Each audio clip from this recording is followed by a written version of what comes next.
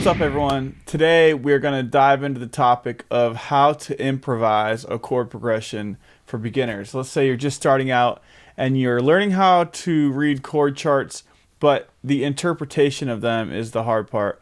So I'll just give you a few ideas as far as techniques you can do to make them sound better instead of just playing just the chords and not knowing what else to do. Okay, so let's say we have a chord progression that goes A minor to F to C to G, okay? So we'll do 2 beats on each chord. So A minor for 2 beats to F to C, then to G. And those are all what I call root position chords where we're not inverting them yet. So a couple things we can do is what I was just doing there. With my right hand I'm playing the root position. With my left hand I'm going 1 and the 5th of the chord, the root and the 5th without the 3rd of the chord. So for my F chord I'm doing that. C to G, right? So that's like a very basic way. That's like our starting point, right? Kind of just doing quarter notes with the right hand. Another thing we can do is just vary the rhythm. So we can go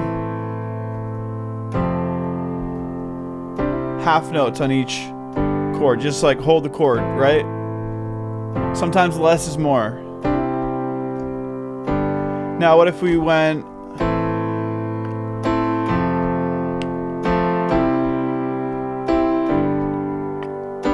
have like a little bit of an 8th note at the very end. 1 and 2 and 3 and 4 and 1 and 2 and 3 and that's another variation. You could do all 8th notes. 1 and 2 and 3 and 4 and 1 and 2 and 3.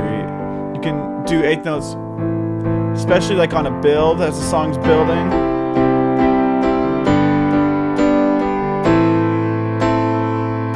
Okay, the next thing I'm going to get to is inversions. Inversions are when you take a chord like A minor, instead of going 1, 3, 5, you go 3, 5, 1. That's our first inversion. And then you can go 5, 1, 3, and then 1, 3, 5 again. So this first inversion, root position is C, E, A. Second inversion is E, A, C, back to root position.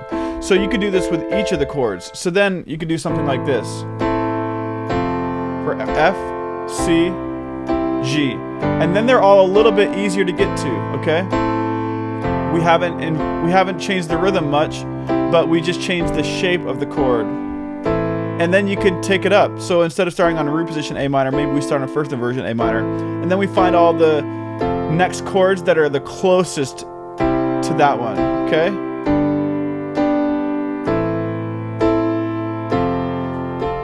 And that's a great idea. And then you can start on the second inversion A minor, right? Inversions. All of a sudden you have the same progression and it's sounding a little different, a little bit better each time, okay? Another idea is broken chords, okay? Instead of just playing all the chords at once, you could take the top 2 notes of the chord in the right hand and then alternate with the bottom note. So something like this. Maybe 8th notes. 1 and 2 and 3 and 4. So the chords are first inversion, A minor, F second inversion, C root position, G first inversion. But instead of just playing them by themselves, we are breaking them up.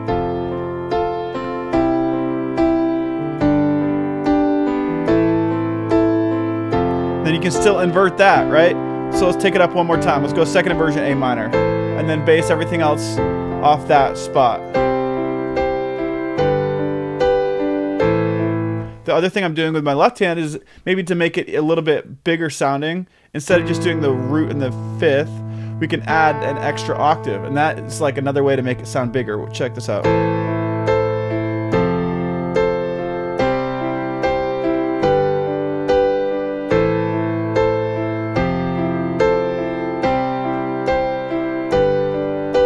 So broken chords, adding an extra, 3 notes in the left hand instead of just 2.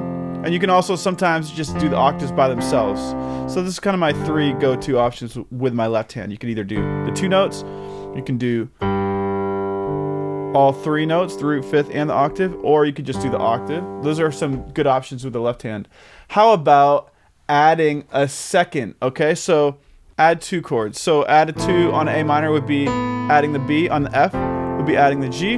On the C, we'll be adding the D. On the G, we'll be adding the A. So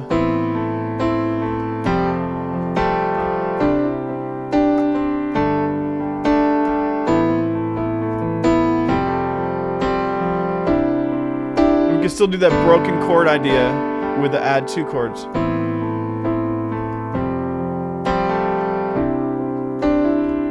Another thing that works on two chords is you can start on the two and then trip up to the third. It's a cool little technique. Another thing that works well, especially for minor chords, is adding the minor 7, which is this G. And then add the 2 for all the other ones. Sometimes this minor add 2 sounds a little dissonant. So my sort of equivalent for a minor chord, instead of adding the 2, because if you don't want it to sound that dissonant, you can add the 7. And that's like a nice, clean, sort of colorful sound at the same time. And you can still add the 2s.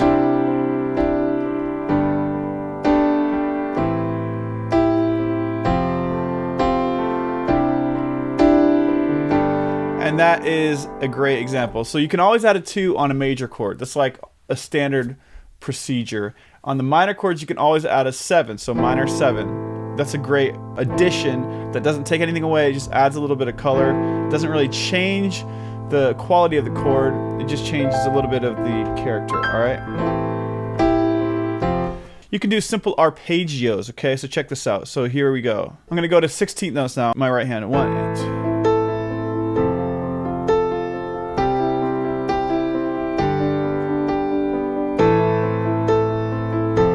I'm just doing like a down up where I'm going the highest note first and then switching the chord. You could also do something like where it's just going downhill the whole time.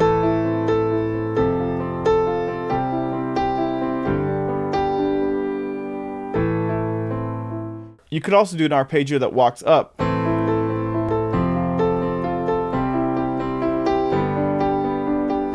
You could also do one that starts in the middle.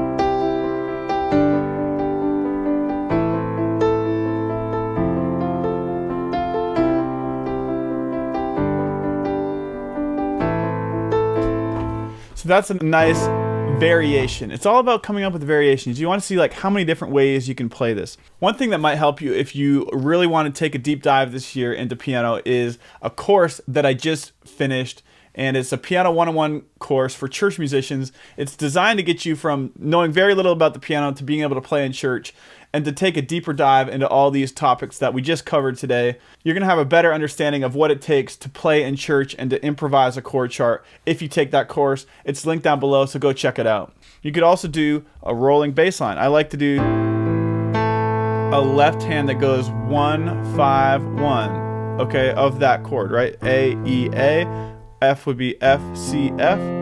C would be C, G, C. G would be G, D, G, okay?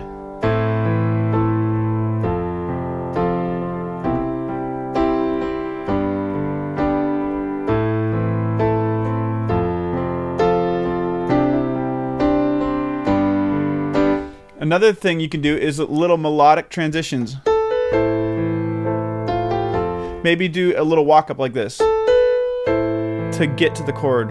You could practice this as an example on every chord. It might be overkill, but basically walking into the highest note. So if you're going to do this type of thing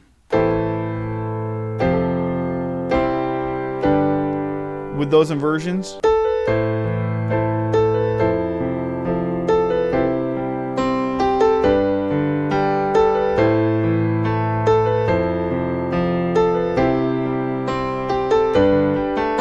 so little melodic transitions can be good. You can also use passing chords, okay? So think about going from A minor to F. What's a chord that could go between them? You could go, walk it down, you could go A minor, G, F.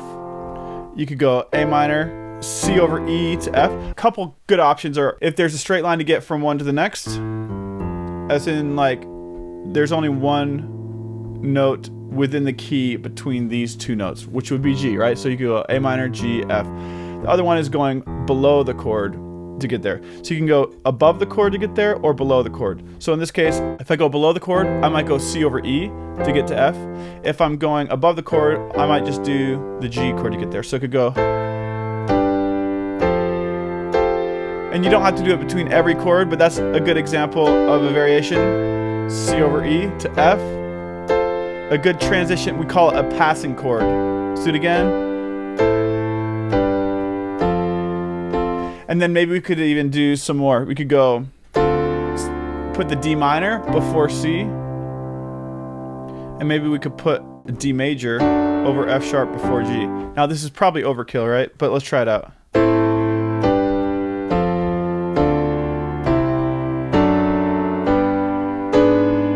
And then before the A minor, I'm putting a E major over G sharp. So that's overkill because the chords are coming out as very fast. But you could do that as an example of passing chords, okay? So passing chords are a good way to make it more interesting. Another thing you can do is use common tones between chords. So check this out. This is a great technique. We're actually in the key of C here, at which we have all white keys, okay? So you could use this C chord, what looks like a C chord, over basically every other chord that we do. So watch this. My left hand's gonna keep playing the progression. A minor to F to C to G. And these are C, E, and G, or 1, 3, 5 of the key are actually common tones for this whole chord progression. We could stop at each chord, right, and kind of analyze it. This is an A minor 7, this is an F major 9, or an F major 7 sus 2, however you want to look at it. That's a C chord, that's a C over G, right? And if you just change that last one, and maybe the first one starts on C over G, and then you can even resolve it to a G, so you could do something like this.